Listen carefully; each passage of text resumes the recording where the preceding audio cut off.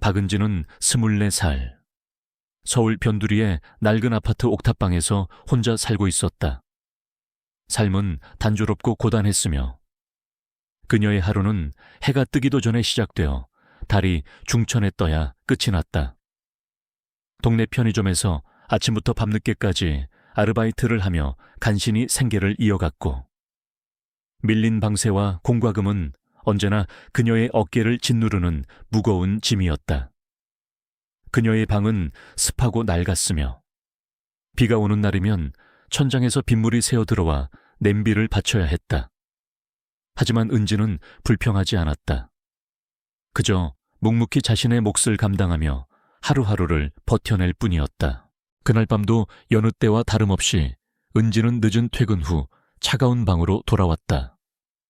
창문 너머로는 강남의 화려한 빌딩들이 반짝였다. 그녀의 세상과는 너무도 동떨어진 별개의 우주 같았다. 은지는 낡은 라디오를 켜고 냉장고에서 쭈글쭈글해진 파와 반쯤 남은 김치를 꺼내 대충 라면을 끓였다. 김이 모락모락 피어나는 라면을 바라보며 그녀는 젓가락을 들었지만 쉽게 먹을 수 없었다. 텅 빈 방에 울려 퍼지는 낡은 시계의 똑딱거리는 소리만이 그녀의 유일한 친구인 듯 했다.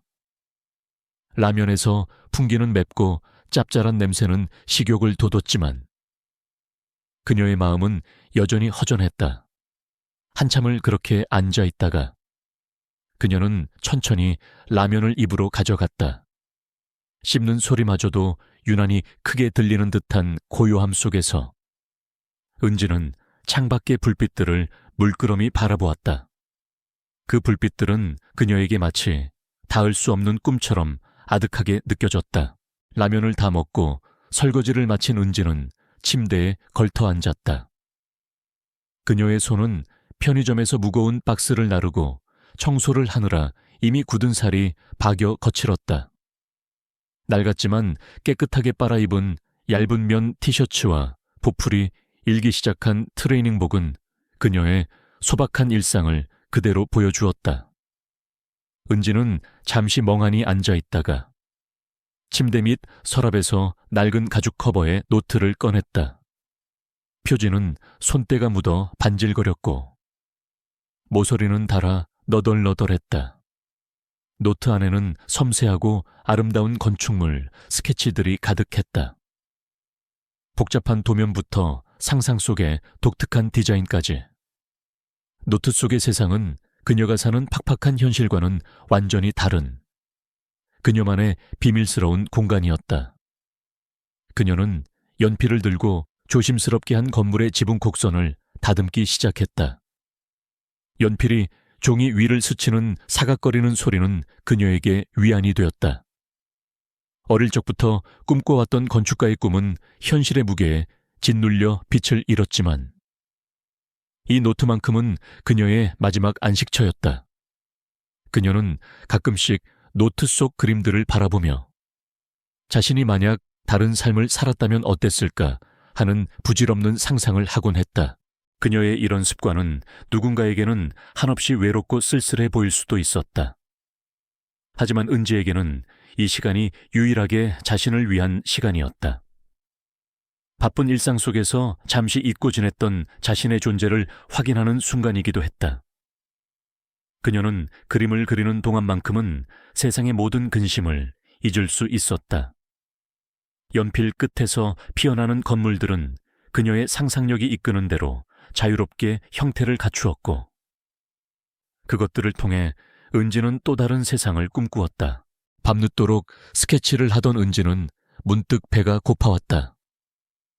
어차피 잠도 오지 않을 것 같아 편의점에서 유통기한이 임박해 싸게 팔던 샌드위치를 먹으러 나갈까 하다가 쓰레기를 버리고 오는 길에 먹는 게 낫겠다 싶어 재활용 쓰레기 봉투를 들고 집을 나섰다. 낡은 복도등 아래를 지나 계단을 내려가는데 빗소리가 점점 거세게 들려왔다. 아파트 뒤편에 좁고 어두운 골목길. 재활용 분리수거함으로 향하는 길은 늘 습하고 어두컴컴했다. 비는 마치 하늘에서 양동이째 쏟아지는 듯 퍼부었고 길바닥에는 빗물이 흥건하게 고여 있었다. 은지는 우산을 바싹 움켜쥐고 종종 걸음으로 걸어갔다.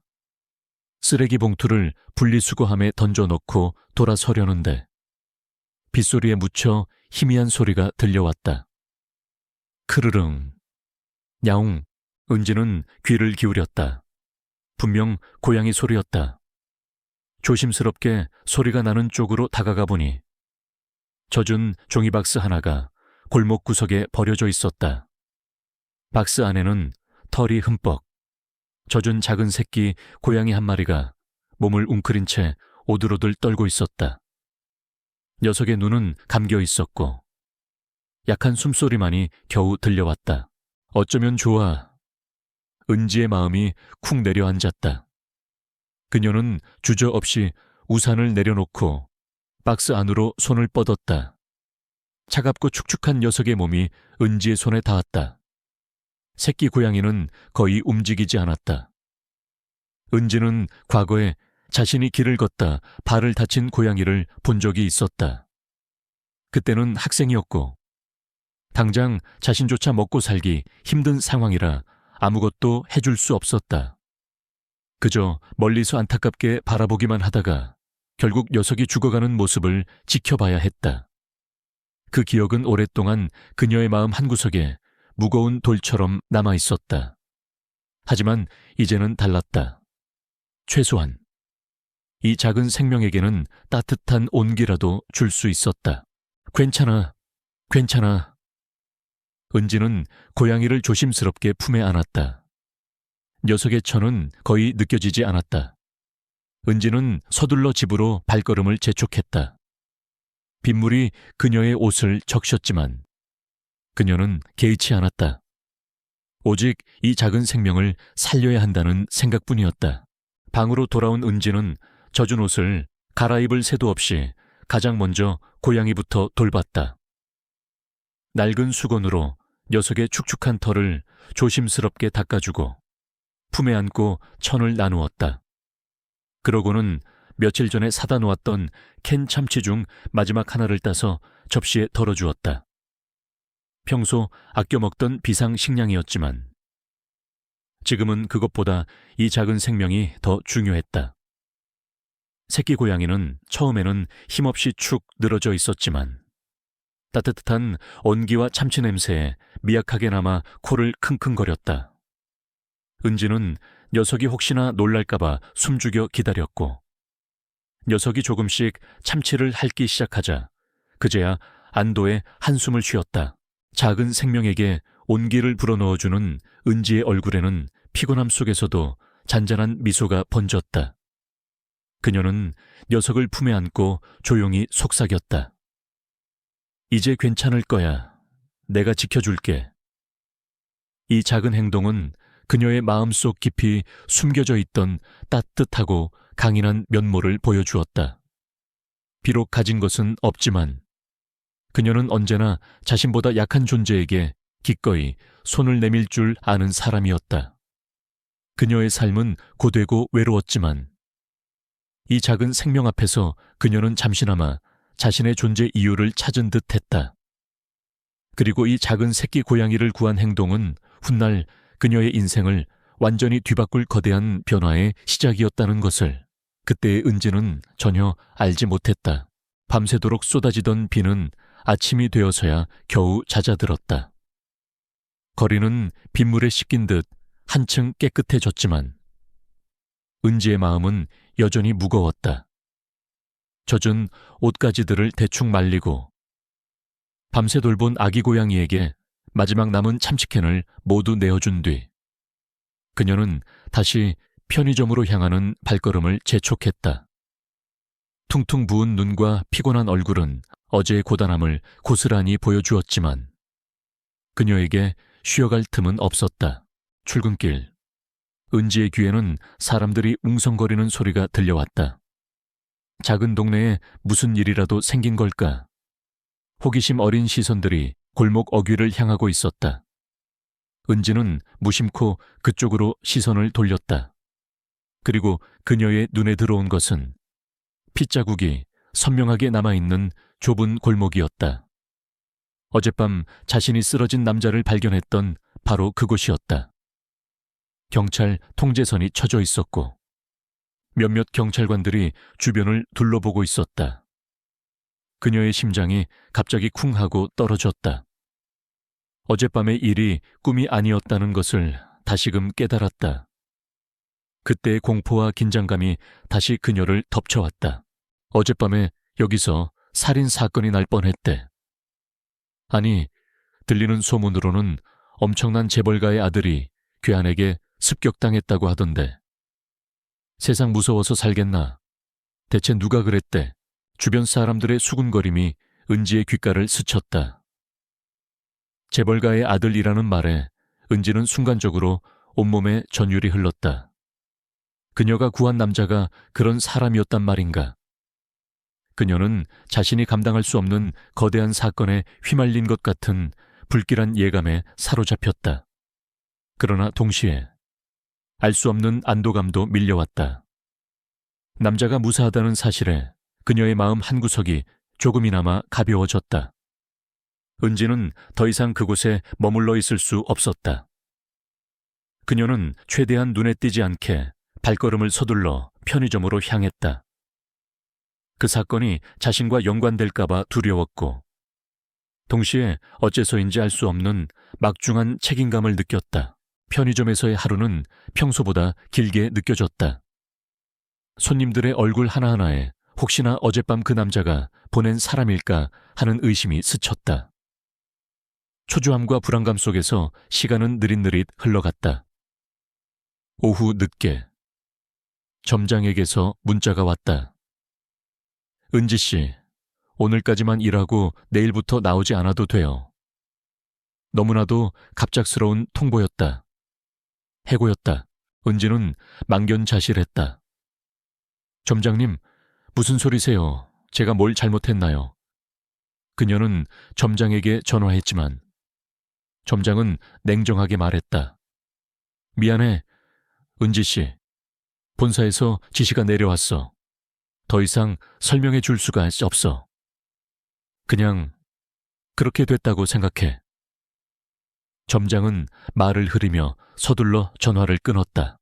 은지는 휴대전화를 든 채 멍하니 서 있었다. 눈앞이 캄캄했다. 당장 다음 달 방세와 생활비는 어떻게 해야 할지 막막했다. 그녀는 그제야 어젯밤의 사건과 자신의 해고가 무관하지 않음을 직감했다. 누군가가 자신을 조사하고 어떤 이유에서인지 자신을 해고시킨 것이 분명했다. 어쩌면 그 남자가 깨어나자마자 자신을 찾아 해코지하려 드는 건 아닐까 하는 섬뜩한 생각마저 들었다. 그녀는 불안감에 휩싸였다. 평화롭던 그녀의 일상은 산산조각 났다. 이제 더 이상 이전으로 돌아갈 수 없었다. 그녀는 선택의 기로에 놓였다. 도망칠 것인가? 아니면 이 알 수 없는 상황에 맞설 것인가? 그때 편의점 문이 열리며 한 남자가 들어섰다. 짙은 회색의 고급스러운 양복을 입고 깔끔하게 정돈된 머리카락은 이마를 시원하게 드러냈다. 그의 얼굴은 차가울 만큼 잘생겼지만 어딘가 모르게 지쳐 보였다.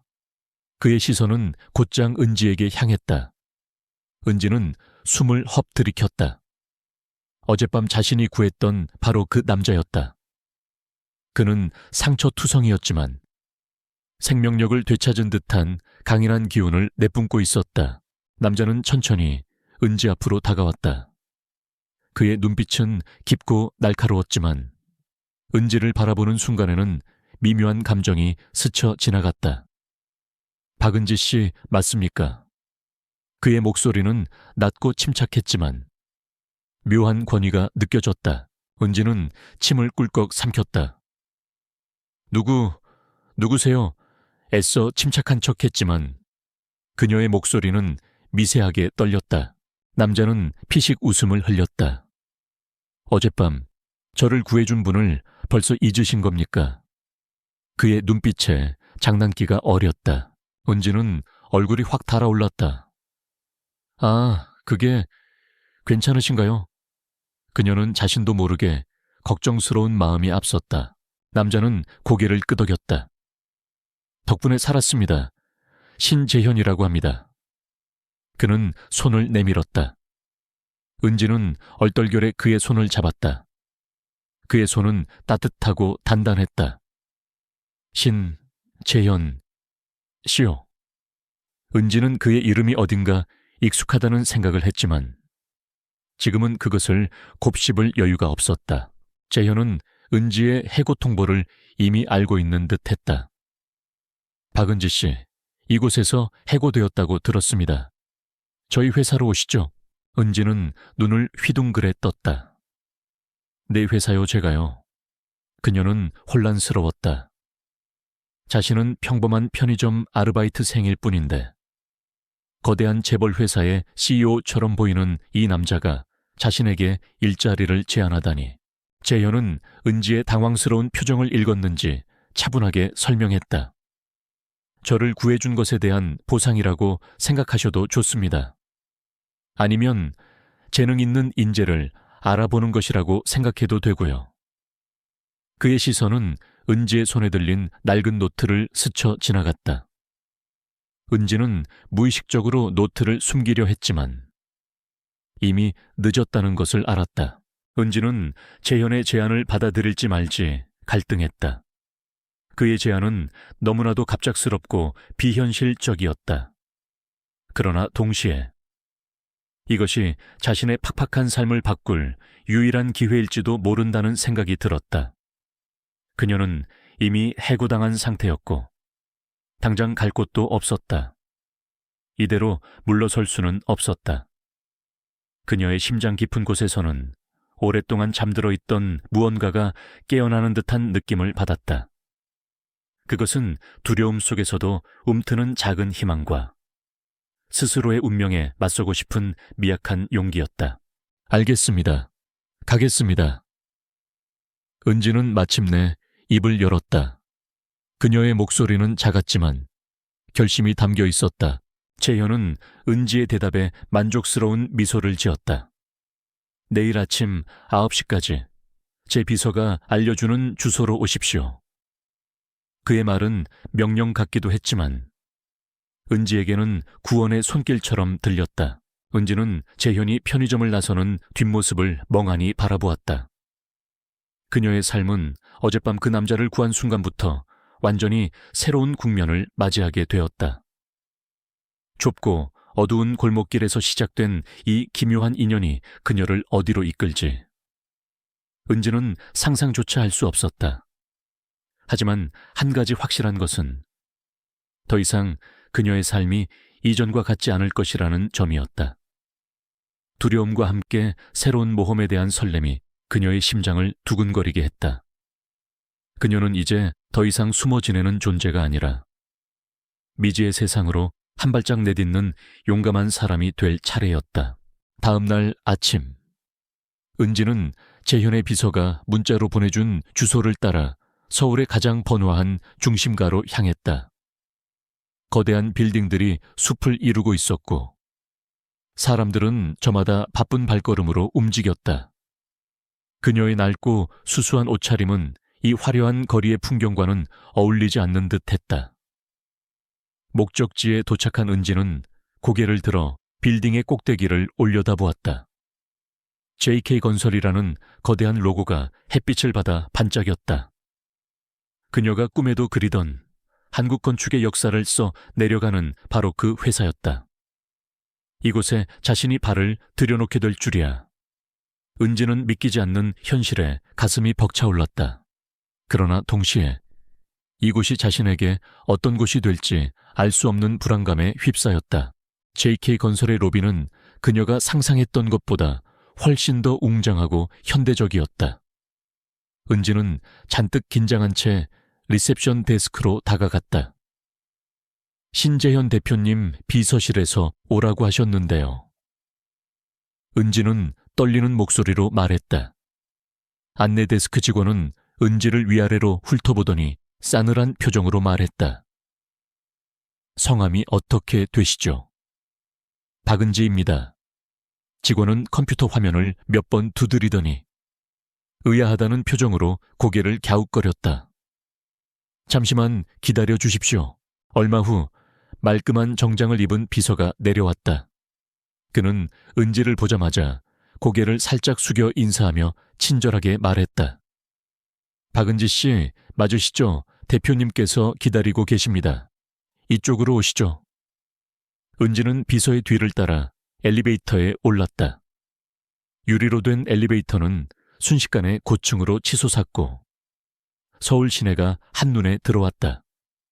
그녀는 난생 처음 경험하는 풍경에 넋을 잃고 창밖을 바라보았다. 대표실은 빌딩의 최상층에 위치해 있었다. 문이 열리자마자 은지의 눈에 들어온 것은 탁 트인 공간과 창밖으로 펼쳐지는 도시의 정형이었다. 재현은 창가에 서서 바깥을 내다보고 있었다. 그의 뒤로는 웅장한 서울의 스카이라인이 펼쳐져 있었다. 오셨군요, 박은지 씨. 재현은 몸을 돌려 은지를 맞았다. 그의 얼굴에는 어젯밤보다 한층 생기가 돌았지만 여전히 깊은 생각에 잠겨 있는 듯한 표정이었다. 안녕하세요, 신재현 대표님. 은지는 자신도 모르게 고개를 숙였다. 재현은 은지를 자신의 비서에게 소개하며 말했다. 김 비서, 박은지 씨에게 오늘부터 우리 회사에서 일하게 될 것이라고 말해 주게. 김 비서는 잠시 놀란 표정을 지었지만 이내 평정을 되찾고 고개를 끄덕였다. 알겠습니다, 대표님. 재현은 은지에게 앉으라고 권했고 은지는 조심스럽게 소파에 앉았다. 일단은 저를 보좌하는 일을 하게 될 겁니다. 그러면서 회사의 전반적인 업무를 익히고 당신의 재능을 발휘할 기회를 찾게 될 겁니다. 은지는 재현의 말을 듣고 놀라움에 말을 잇지 못했다. 자신에게 이런 기회가 주어질 것이라고는 상상조차 하지 못했기 때문이었다. 그녀는 작은 목소리로 감사를 표했다.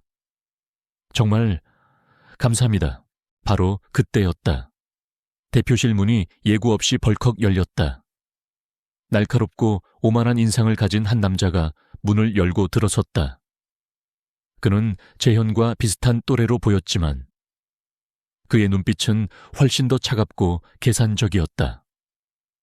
형님, 회장님께서 갑자기 부르시는데요. 그는 재현을 향해 말했지만 그의 시선은 곧장 은지에게 향했다. 은지는 그의 노골적인 시선에 불편함을 느꼈다. 재현의 얼굴에 살짝 짜증스러운 기색이 스쳤다. 민준아, 노크는 기본이 아니었나. 죄송합니다, 형님. 급해서요. 남자는 시큰둥하게 대답했다. 그는 김민준. 재현의 사촌 동생이자 JK건설의 부사장이었다. 민준은 재현의 옆에서 늘 2인자의 자리를 노리고 있었으며 호시탐탐 재현의 자리를 빼앗을 기회를 엿보고 있었다. 특히 최근 회장이 건강상의 이유로 재현에게 모든 권한을 위임하자 민준의 질투와 야망은 극에 달해 있었다. 민준은 은지를 위아래로 훑어보며 비웃는 듯한 미소를 지었다. 형님, 이분은 누구시죠, 설마? 새로운 비서입니까? 좀 평범해 보이시는데요. 그의 말에는 은지를 대놓고 무시하는 듯한 뉘앙스가 담겨 있었다. 은지는 민준의 무례한 태도에 얼굴이 붉어졌지만 애써 감정을 숨겼다. 재현은 민준의 무례함에 인상을 찌푸렸다. 김 부사장, 당신이 상관할 바 아니다. 회장님께 보고 드릴 일이 있으니 이만 나가보게. 그의 목소리에는 차가운 경고가 담겨 있었다. 민준은 재현의 경고에도 아랑곳하지 않고 은지에게 한 발짝 더 다가섰다. 그의 눈빛에는 호기심과 경멸이 뒤섞여 있었다. 그런데 어디서 많이 본 것 같은데. 아, 어제 그 편의점에서 보던 아가씨 아니던가. 그의 목소리는 경멸로 가득했다.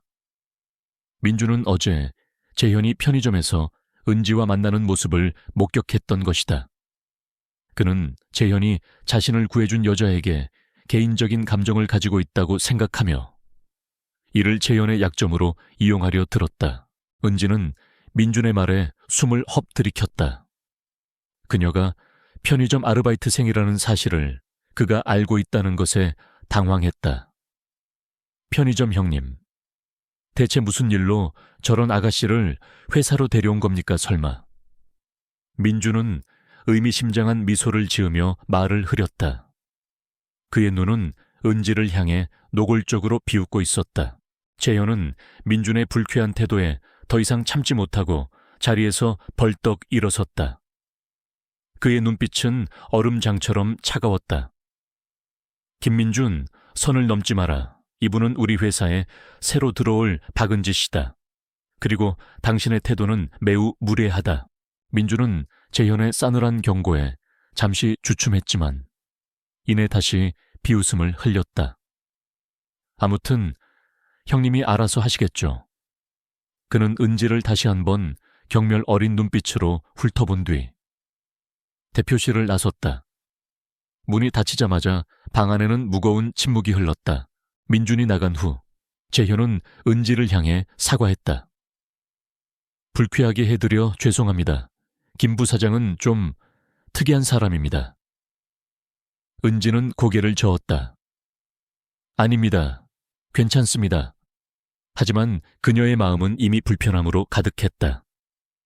민준이라는 존재는 그녀의 새로운 시작에 그림자를 들이우는 듯 했다. 재현은 은지의 당황한 표정을 읽었다.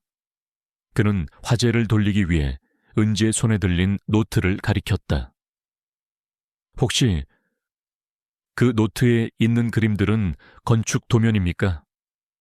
은지는 깜짝 놀라 노트를 숨기려 했지만 재현은 이미 그녀의 손에서 노트를 부드럽게 가져갔다. 은지는 당황하여 얼굴이 붉어졌다. 아, 그게 그냥 취미로. 재현은 노트 속 그림들을 천천히 넘겨보았다. 그의 눈빛은 점점 진지해졌다. 그는 한 페이지를 멈춰 세우고 손가락으로 섬세한 곡선을 따라가며 말했다. 이 디자인 놀랍군요. 매우 독창적이고 실용적입니다. 기존 건축물에서는 볼 수 없는 구조인데요. 그의 목소리에는 감탄이 배어 있었다. 그는 건축에 대한 은지의 깊은 이해와 재능을 한눈에 알아보았다.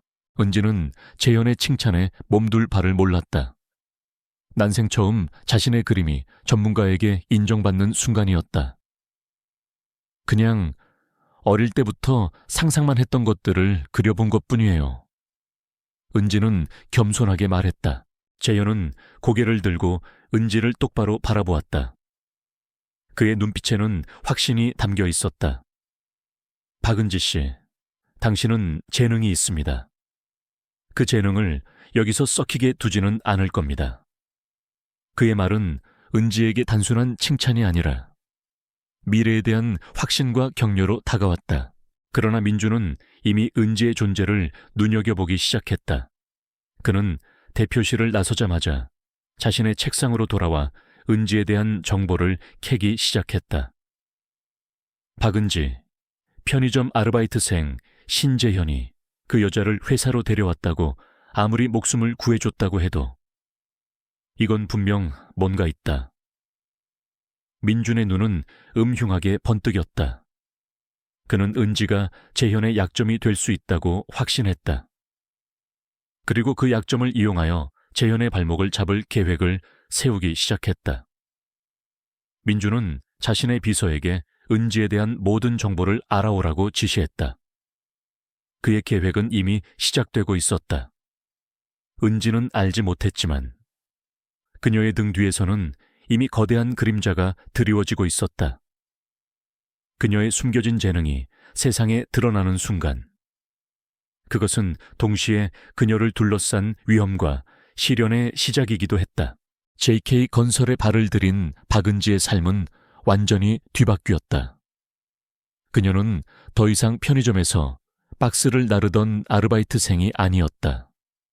신재현 대표의 비서실에서 잡무를 처리하는 동시에 그는 은지에게 건축 관련 서류들을 정리하게 하고 최신 건축 트렌드에 대한 자료를 찾도록 지시하며 은연중에 그녀의 건축적 지식을 시험하고 끌어올렸다. 은지는 밤늦도록 사무실에 남아 관련 서적들을 탐독했고 주말에는 건축 박람회나 건축 디자인 공모전을 찾아다니며 견문을 넓혔다. 그녀의 눈은 하루가 다르게 빛을 발했고 잠들어 있던 재능은 마침내 봉인 해제된 듯 폭발적으로 성장하기 시작했다. 신재현 대표는 은지의 성장 속도에 놀라움을 금치 못했다.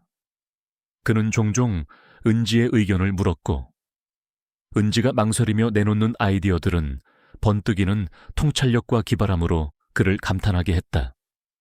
재현은 은지가 단순한 재능을 넘어 건축에 대한 깊은 애정과 열정을 가지고 있음을 알게 되었다. 그는 그녀에게 더 큰 기회를 주고 싶었다. 얼마 후 JK건설은 대규모 신규 복합 단지 프로젝트를 발표하며 사내 공모전을 개최했다. 이 공모전은 회사 내의 모든 건축가와 디자이너들에게 열려 있었고 우승자에게는 막대한 상금과 함께 프로젝트의 핵심 팀에 합류할 기회가 주어지는 그야말로 꿈의 무대였다. 재현은 은지에게 이 공모전에 참여할 것을 제안했다. 박은지 씨, 이번 공모전에 참여해 보십시오. 재현의 말에 은지는 깜짝 놀라 고개를 들었다. 제가요, 하지만 저는 은지는 자신의 실력이 아직 부족하다고 생각했다. 정식으로 건축 교육을 받은 적도 없었고 내로라 하는 건축가들이 즐비한 회사에서 자신이 과연 경쟁력을 가질 수 있을지 자신이 없었다. 재현은 은지의 불안한 눈빛을 읽었다. 당신은 충분한 재능을 가지고 있습니다. 중요한 것은 당신의 아이디어와 열정입니다. 그는 은지의 어깨를 두드리며 용기를 불어넣었다. 이번 프로젝트는 당신이 자라온 동네에 새로운 활력을 불어넣을 의미 있는 작업이 될 겁니다. 재현은 은지가 늘 자신이 살아온 곳을 발전시키고 싶어 한다는 것을 알고 있었다. 그의 한마디에 은지는 잊고 지냈던 자신의 진짜 꿈을 다시 떠올렸다. 오랫동안 잠자고 있던 열정이 그녀의 심장을 다시 뜨겁게 달구기 시작했다. 그러나 김민준 부사장은 은지가 공모전에 참여한다는 소식을 듣자마자 비웃음을 흘렸다. 그는 은지를 탐탁지 않게 여기는 것을 넘어 이제는 그녀가 재현의 눈에 들어 그의 자리를 위협할 수도 있다고 생각하기 시작했다. 민주는 자신에게 아첨하는 몇몇 직원을 불러 모아 은지를 견제할 방법을 모색했다. 편의점 출신이 건축 공모전에 감히 참여해 웃기는군. 형님이 뭘 아시고 저런 애를 끌어들인 건지 모르겠어. 민주는 경멸 어린 눈빛으로 중얼거렸다. 그는 은지를 어떻게든 끌어내려 재현의 판단이 틀렸음을 증명하고 싶었다. 은지는 재현의 제안을 받아들였다. 그녀는 밤낮으로 공모전 준비에 매달렸다.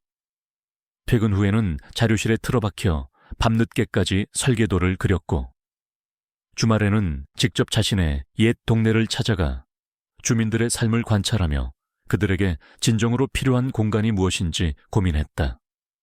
그녀의 디자인은 화려하지는 않았지만 사람들의 삶에 대한 깊은 이해와 따뜻한 시선이 담겨 있었다. 낡은 상가들을 재활용하여 새로운 문화 공간을 만들고 옥상에는 작은 정원을 꾸며 주민들이 소통할 수 있는 공간을 만드는 등 창의적이면서도 실용적인 아이디어를 담아냈다.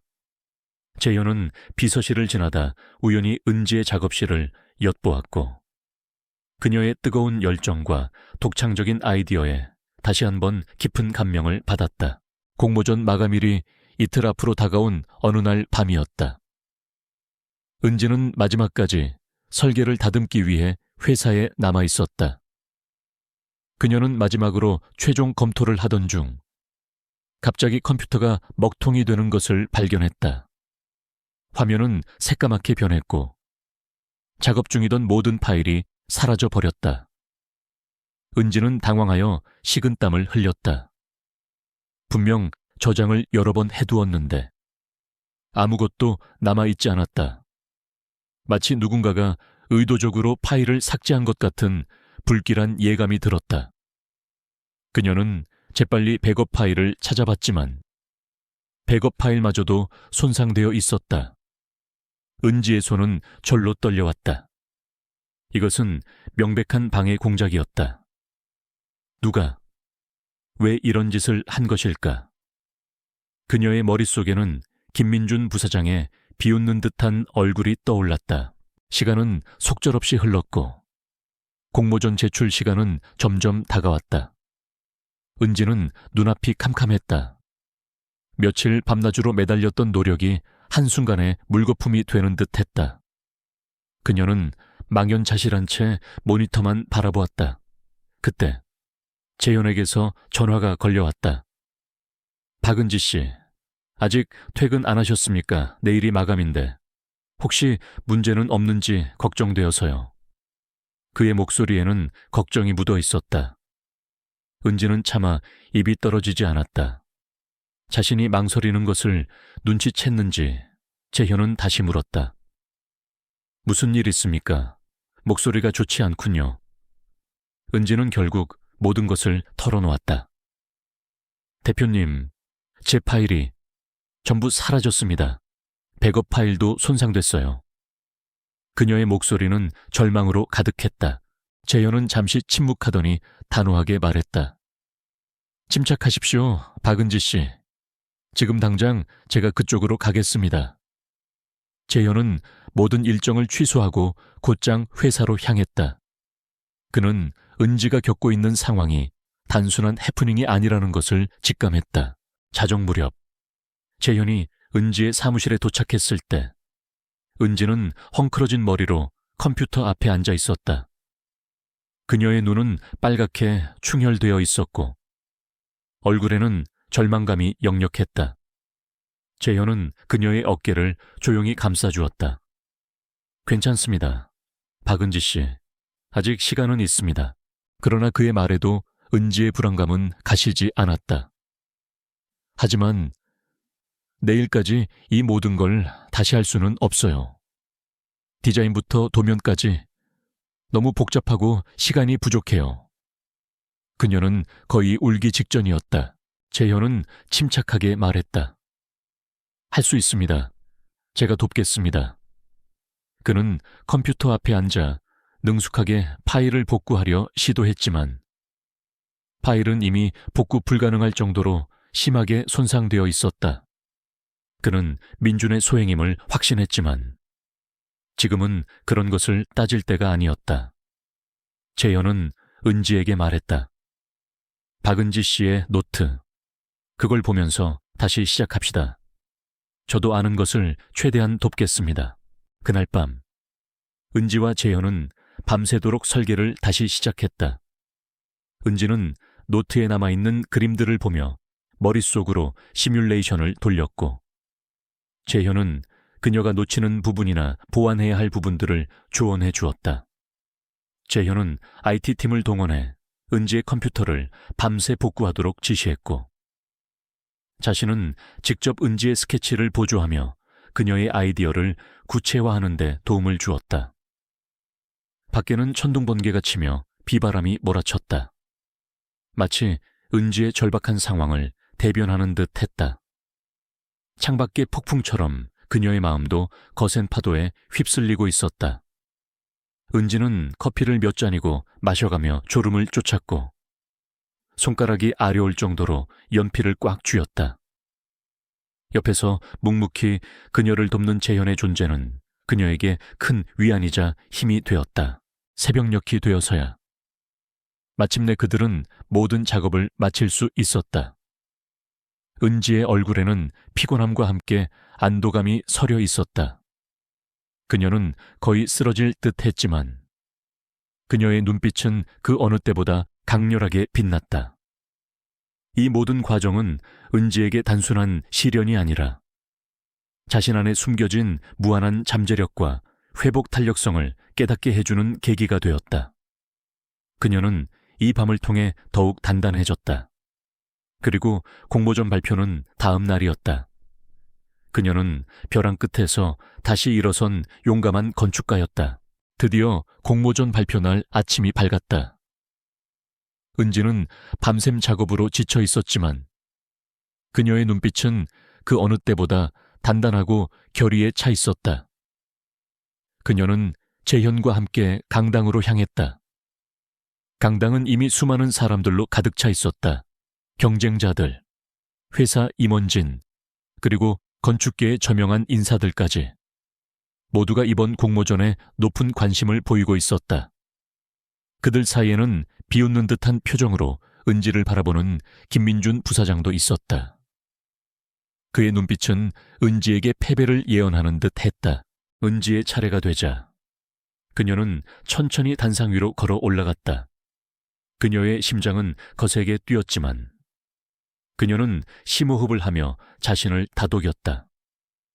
그녀의 손에는 밤새도록 새로 그린 설계도면과 프레젠테이션 자료가 들려 있었다. 그녀의 낡은 정장과 약간 상기된 얼굴은 다른 참가자들의 화려한 모습과는 대조적이었다. 몇몇 사람들은 수군거리며 그녀의 등장을 의아해했다. 다음은 박은지 씨의 발표입니다. 진행자의 목소리가 강당에 울려 퍼졌다. 은지는 마이크를 잡고 심호흡을 했다. 안녕하십니까? 소통의 공간, 삶의 빛이라는 주제로 신규 복합, 단지 프로젝트를 발표할 박은지입니다. 그녀의 목소리는 처음에는 약간 떨렸지만 이내 확신에 찬 어조로 바뀌었다. 그녀는 준비해온 프레젠테이션을 시작했다. 그녀는 프로젝트의 비전과 목표를 설명하며 주민들이 서로 소통하고 삶의 질을 향상시킬 수 있는 공간을 만들고 싶다고 강조했다. 그녀는 자신의 경험을 바탕으로 소외된 이웃들에게 필요한 것은 단순히 건물이 아니라 그들의 삶을 지탱해줄 공동체라는 점을 역설했다. 그러나 그녀의 발표가 중반에 이르렀을 때였다. 민준이 고용한 직원이 은지의 노트북에 연결된 케이블을 실수인 척 건드려 프레젠테이션 화면이 갑자기 꺼져버렸다. 강당 안에는 순간적인 정적이 흘렀다. 민준은 회심의 미소를 지으며 은지를 비웃었다. 아, 이런 역시 준비가 덜 된 건가. 그의 비아냥거리는 목소리가 강당에 울려 퍼졌다. 모두가 은지가 당황하여 주저앉을 것이라고 생각했다.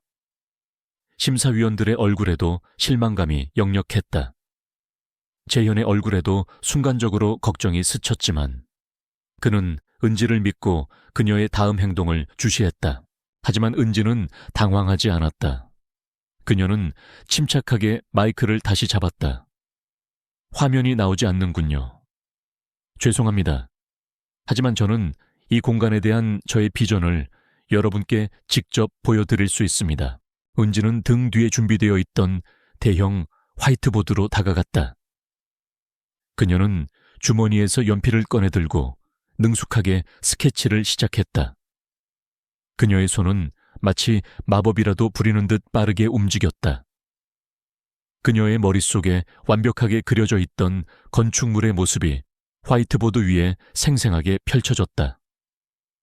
그녀는 각 공간의 기능과 디자인 철학을 설명하며 스케치로 건물의 배치와 내부 구조, 그리고 사람들의 움직임을 시각적으로 보여주었다.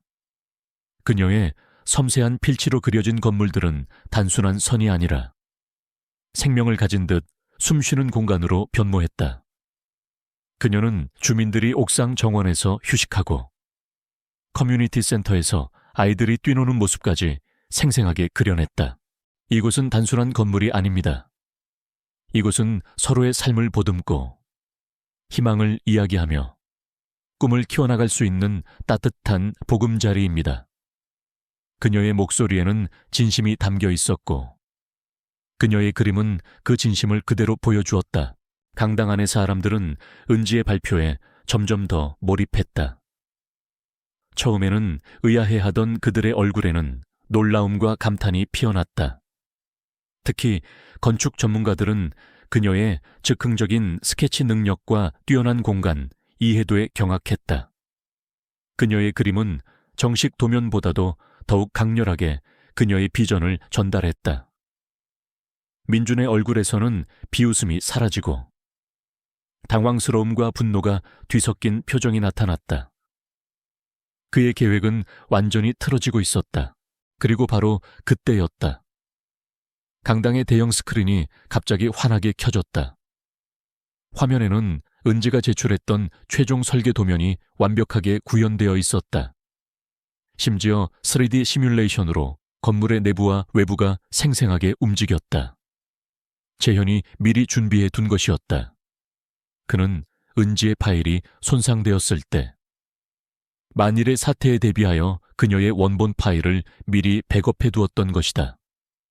그는 또한 IT팀에 지시하여 공모전이 시작되기 전에 시스템 전체를 점검하도록 했고, 은지의 발표 도중 발생한 오류가 의도적인 방해임을 눈치채고 즉시 복구 시스템을 가동시킨 것이었다. 스크린에 완벽한 도면이 나타나자 강당 안은 술렁거렸다. 은지의 즉흥적인 스케치와 스크린에 나타난 정교한 도면이 완벽하게 일치하는 것을 본 사람들은 경탄을 금치 못했다. 그녀의 재능이 우연이 아니었음이 명백하게 드러나는 순간이었다. 은지의 얼굴에는 안도감과 함께 환한 미소가 피어났다. 심사위원들은 자리에서 일어나 박수를 보냈다. 그들의 눈에는 감동과 함께 깊은 존경심이 담겨 있었다. 놀랍습니다. 이런 재능을 숨기고 있었다니. 즉흥적인 스케치와 깊은 통찰력.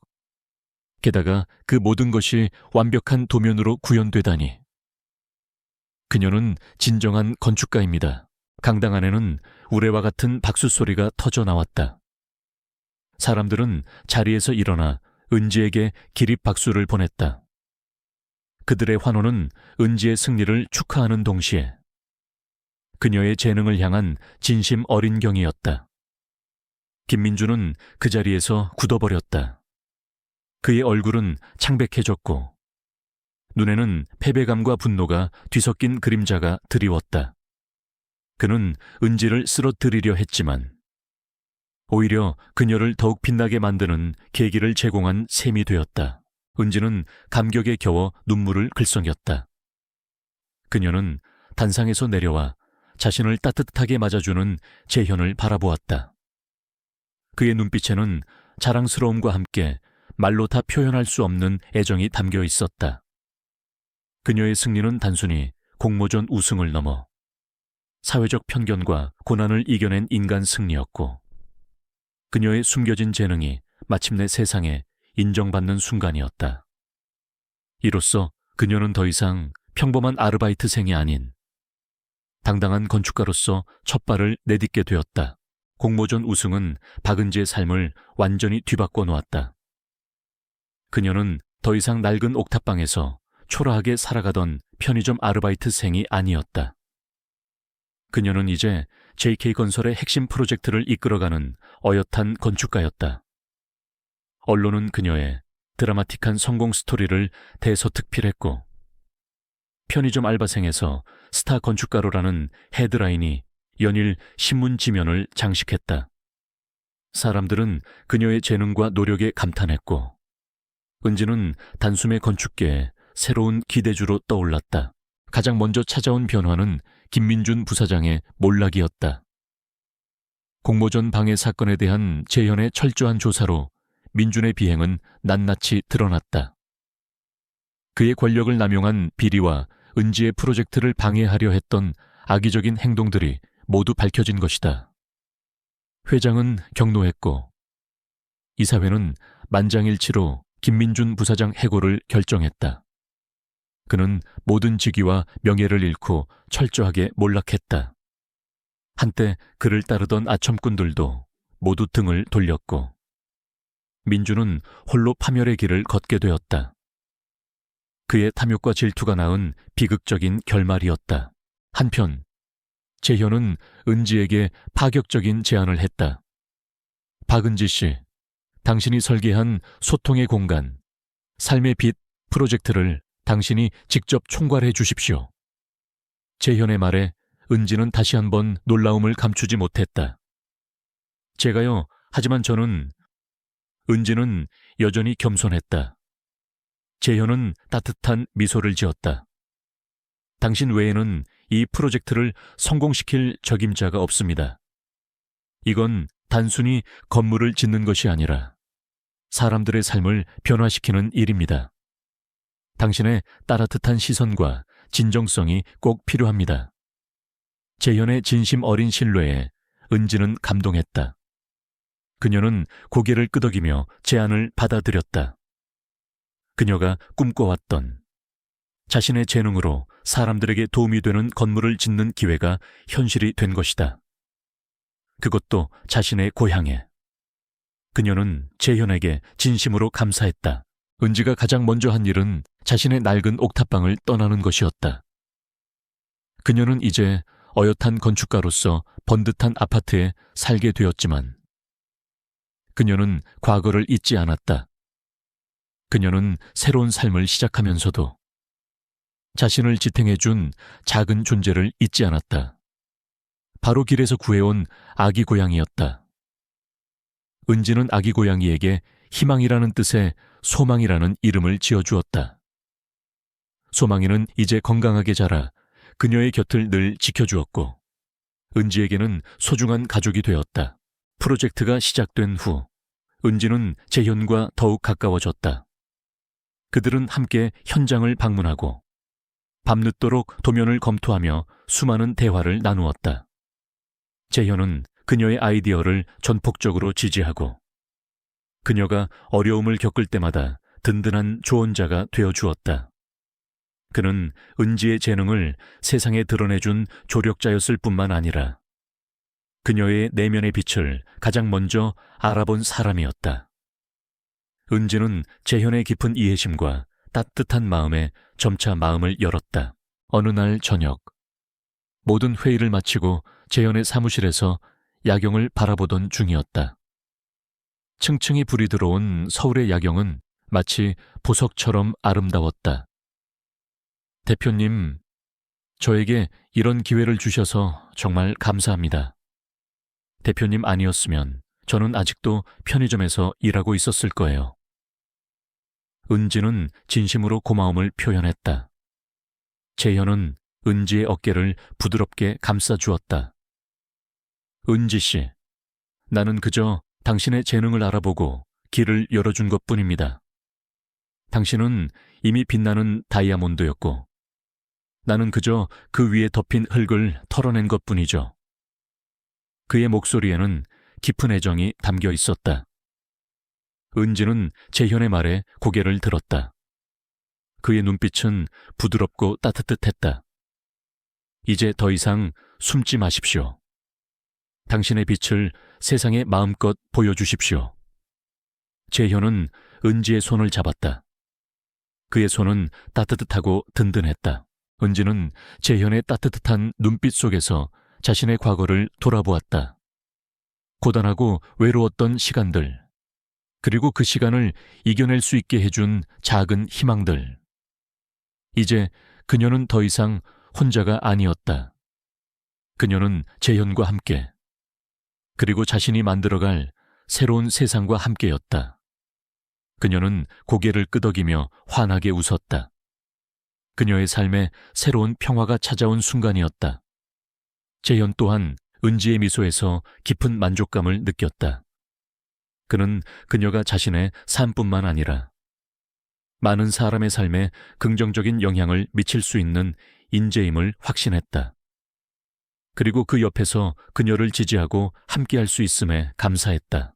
2년 후, 박은지는 더 이상 신인 건축가가 아니었다. 그녀는 JK건설의 가장 촉망받는 건축가 중 한 명이자 사회적 기업 희망설계재단의 이사로 활동하며 자신의 재능을 세상에 적극적으로 나누는 인물이 되었다. 그녀가 설계한 소통의 공간, 삶의 빛 복합단지는 성공적으로 완공되어 그녀가 자라온 지역의 랜드마크가 되었다. 낡고 소외되었던 동네는 이제 활력이 넘치는 문화 공간으로 변모했고, 그곳에서 주민들은 함께 웃고 배우며 성장해갔다. 은지는 이곳에서 건축가로서의 역량을 마음껏 펼쳤을 뿐만 아니라 사람들의 삶에 긍정적인 변화를 가져다주는 보람을 느끼며 진정한 자신의 목적을 찾았다. 항아로운 일요일 오후, 은지는 소통의 공간, 옥상 정원에서 소망이와 함께 햇볕을 쬐고 있었다. 소망이는 이제 어엿한 고양이로 자라 은지의 무릎 위에서 골골거리고 있었다. 저 아래 마당에서는 아이들이 새로 생긴 도서관에서 책을 읽고, 문화센터에서는 어르신들이 함께 전통 공예를 배우며 즐거운 시간을 보내고 있었다. 은지는 그 모든 풍경을 따뜻한 미소로 바라보았다. 그녀의 손은 더 이상 거칠지 않았지만 여전히 연필을 쥐는 습관은 그대로였다. 박 이사님, 오늘 강의 잘 들었습니다. 정말 감동적이었어요. 한 여대생이 수줍게 다가와 인사를 건넸다. 은지는 미소 지으며 답했다. 부족한 이야기인데 잘 들어주셔서 감사합니다. 그녀는 종종 이곳에서 건축을 꿈꾸는 학생들을 위한 재능 기부 강의를 열었다. 그녀의 강의는 단순히 건축 기술을 가르치는 것을 넘어 어려운 환경 속에서도 꿈을 포기하지 않는 용기와 삶에 대한 진정성을 전달하며 많은 이들에게 영감을 주었다. 그때 저 멀리서 재현이 걸어오는 모습이 보였다. 그의 얼굴에는 여유로운 미소가 가득했다. 그는 은지 옆에 앉아 그녀의 어깨를 감싸 안았다. 그들의 관계는 이제 단순한 직장 동료를 넘어선 깊은 연인 관계가 되어 있었다. 재현은 은지의 모든 순간을 함께하며 그녀의 든든한 버팀목이 되어 주었다. 힘들지 않았습니까? 얼굴에 피곤한 기색이 역력한데. 재현은 은지의 머리카락을 부드럽게 쓰다듬었다. 은지는 그의 품에 기대며 미소 지었다. 아니요, 이곳에 올 때마다 오히려 힘을 얻는걸요. 제가 만든 이 공간에서 사람들이 행복해하는 걸 보면 그 어떤 피로도 사라지는 것 같아요. 재현은 그녀의 손을 잡고 부드럽게 매만졌다. 당신은 정말 대단한 사람입니다. 박은지, 당신은 단순히 건물을 짓는 것이 아니라 사람들의 삶에 희망을 심어주고 있어요. 그의 눈빛에는 변함없는 사랑과 존경이 담겨 있었다. 은지는 재현의 말에 따뜻함을 느꼈다. 그녀는 고개를 들어 그의 눈을 바라보았다. 대표님 덕분이에요. 대표님이 아니었으면 저는 아직도... 재현은 은지의 입술에 손가락을 대며 말을 끊었다. 아니요, 이건 온전히 당신의 힘입니다. 나는 그저 당신 안에 있던 빛을 보았을 뿐이죠. 그들의 대화는 2년 전 재현의 사무실에서 나누었던 그날 밤의 대화와 겹쳐졌다. 그때의 은지는 아직 불안하고 조심스러웠지만 이제 그녀는 당당하고 자신감 넘치는 건축가가 되어 있었다. 그녀는 재현의 손을 잡고 멀리 펼쳐진 도시 풍경을 바라보았다. 그들의 눈에는 새로 지어지고 있는 또 다른 건물의 스케치가 그려지는 듯했다. 이듬해 봄, 은지와 재현은 조용히 결혼식을 올렸다. 그들은 화려한 결혼식 대신 소통의 공간에서 작은 축제를 열어 주민들과 함께 기쁨을 나누었다. 결혼 후에도 은지는 건축가로서의 활동을 멈추지 않았다. 그녀는 희망설계재단을 통해 재능은 있지만 어려운 환경 때문에 꿈을 포기해야만 했던 젊은이들을 후원하고 멘토링하며 제2의 자신과 같은 사람들을 돕는 데 힘썼다. 그녀는 그들에게 단순히 물질적인 지원을 넘어 희망과 용기를 불어넣어 주었다.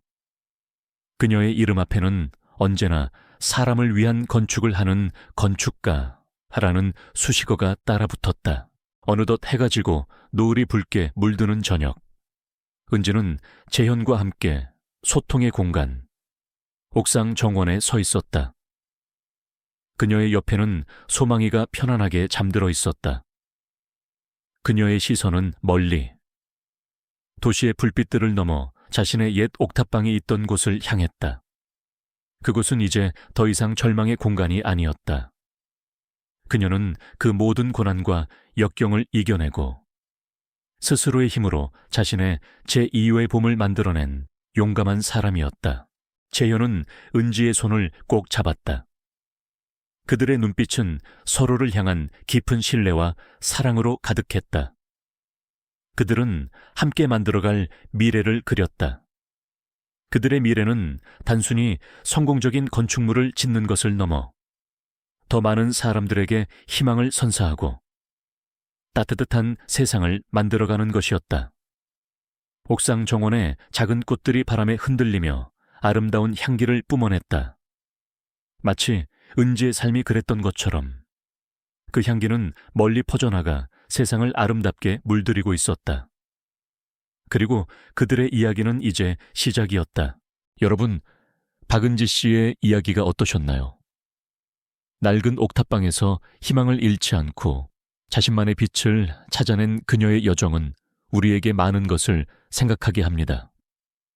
어려움 속에서도 꿈을 포기하지 않고 작은 선행이 가져온 기적 같은 변화, 우리 삶 속에서도 이런 기적은 언제든 일어날 수 있다는 것을 믿지 않나요? 여러분의 삶에도 은지 씨와 같은 제2의 봄이 찾아오기를 진심으로 응원합니다. 이 이야기가 여러분에게 작은 용기나 위로가 되었기를 바라며 앞으로도 이런 감동적인 이야기들을 더 많이 들려드릴 수 있도록 노력하겠습니다. 구독과 좋아요는 저에게 큰 힘이 됩니다. 다음 이야기에서 또 만나요.